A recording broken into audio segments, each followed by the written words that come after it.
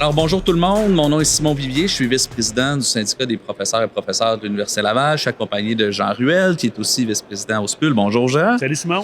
On a le plaisir aujourd'hui de faire une deuxième capsule vidéo sur les budgets de l'Université Laval. On a fait une première capsule où on décrivait comment l'argent est distribué à l'intérieur de l'université et les différents problèmes qui se posent en la matière. Aujourd'hui, on va s'attarder plus spécifiquement aux états financiers qui viennent d'être déposés, qui viennent d'être rendus publics par l'Université Laval, par la haute direction, et plus spécifiquement au transfert de fonds entre le fonds du fonctionnement et le fonds des immobilisations. On va essayer de voir plus clair dans cette situation-là. Donc, Jean, tu as regardé à nouveau les états financiers. Tu as eu ce plaisir de regarder les états financiers en détail.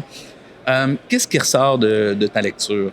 Peux-tu nous en faire part? Bien, le fait marquant, c'est vraiment qu'encore cette année, il y a un surplus important dans le fonds de fonctionnement qui n'est pas dépensé.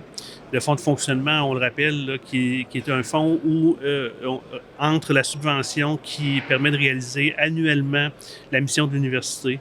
Donc, il y a un surplus qui a donné lieu à un transfert de 102 millions de dollars du fonds de fonctionnement vers les immobilisations. Et ceci porte le solde du fonds des immobilisations à 473 millions. 473 millions dans un fonds qu'on appelle le fonds des immobilisations et qui sert à quoi? Bon, le fonds des immobilisations, c'est le fonds dans lequel entre le financement gouvernemental pour financer la dépréciation des immeubles, mais aussi tout ce qui est immobilisation matérielle comme les ordinateurs, les livres et qui se déprécient. Et donc, c'est pour entretenir et soutenir ces acquisitions. Acquisition de bâtisses, construction de bâtisses également, parce que si je ne m'abuse, il y a eu une annonce du vice-recteur d'Argot au début de l'année qu'il allait avoir un certain nombre de millions là, d'investis dans l'immobilier. En fait, est-ce qu'on sait concrètement là, à quoi va servir ce 473 millions-là? Non, on ne sait pas concrètement. Quand les transferts sont faits, on nous explique qu'il faut attribuer un projet à un montant transféré. Donc, on lui met une étiquette et comme ça, on peut le transférer. Mais on n'est pas au courant de ces étiquettes-là. Donc, ce à quoi sont prévus ces 473 millions. Donc, cette information-là n'est pas disponible? Non. OK. Donc, tu nous dis, là, il y a à peu près, si je ne m'abuse, 20% de la subvention gouvernementale qui est accordée à l'université, parce que le 100 millions, c'est à peu près un cinquième. La subvention gouvernementale, c'est à peu près 500 millions là, cette année. C'est presque un cinquième qui s'en va du fonds de fonctionnement vers les immobilisations. OK? Donc, qui n'est pas utilisé pour le fonctionnement, puis on s'en va l'immobiliser d'une certaine manière. Dans ta tournée que tu as faite auprès des collègues et dans la présentation que le vice-recteur d'Argot a fait, lui as-tu posé la question, est-ce que tu as eu une réponse en fait, pourquoi l'argent n'est pas investi pour améliorer les conditions salariales? Il refusait de le faire pour nous à l'époque, mais il refuse encore de le faire pour les professionnels de recherche, pour les chargés de cours et pour les auxiliaires de recherche qui gagnent, si ça se trouve, moins qu'au McDo. Donc, on a des difficultés de retenir notre personnel. Pourquoi l'Université Laval ne fait pas le choix d'utiliser l'argent du fonds de fonctionnement pour améliorer les conditions salariales? Mais dans la tournée des unités que nous faisons à la demande des délégués au conseil syndical, vraiment la question que tu poses, c'est la question que tout le monde nous pose, c'est-à-dire pourquoi ne dépensons-nous pas annuellement le fonds de fonctionnement alors qu'on manque de ressources à tous les niveaux, là, dans tous les statuts d'emploi? Et quand on a posé la question, la réponse qu'on nous donne, c'est que si on augmente les salaires, ça devient une dépense structurelle, c'est-à-dire une dépense qui se répercute après ça dans toutes les années subséquentes. Et on ne veut pas introduire de dépenses structurelles dans le système. Mais ce qu'on se rend compte avec les surplus, on nous dit que ce sont des événements occasionnels, mais là, les surplus sont en train de devenir structurels. Non, littéralement. Littéralement.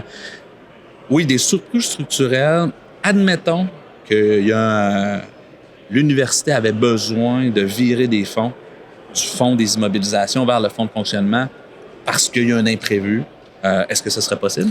Oui, quand on fait un transfert, on nous dit, on met une étiquette projet, puis si jamais une année on en a besoin, on a juste à renoncer à ce projet-là, puis on peut ramener l'argent. Mais on n'a pas vu un tel transfert là, dans les dernières années, en tout cas pas à notre connaissance. OK. Dernière question, Jean. On a étudié les budgets récemment.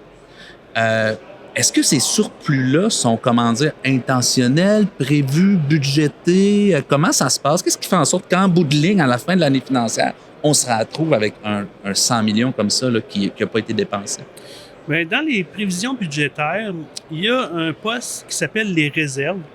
Et ça, les réserves, ce sont des montants qui sont mis de côté pour faire face éventuellement à des imprévus, mais il semble que la vaste majorité de ces imprévus-là ne se produisent pas parce que les réserves sont toujours disponibles à la fin de l'année et on observe les surplus qu'on a à chaque année. Bon, écoute, on voit plus clair dans cette situation-là. Qu'est-ce qu'on peut faire? C'est quoi la suite des choses? Jean, peux-tu nous dire c'est quoi le plan de match? La suite des choses, c'est qu'on va continuer de suivre la question, d'étudier le budget parce que on comprend de mieux en mieux comment fonctionnent les finances de l'université. On voit les collègues sont intéressés. Il y a une mobilisation au niveau des finances. Nous sommes tous et toutes surpris du fait que, malgré que ça fait plusieurs mois que les collègues se sont prononcés collectivement en défaveur de la non-dépense du fonds de fonctionnement et des transferts, il y a encore des transferts cette année et on ne semble pas tenir compte de cette opinion collective. Donc, d'une certaine manière, ça ne respecte pas le principe de gouvernance collégiale qui devrait s'appliquer aussi en matière financière.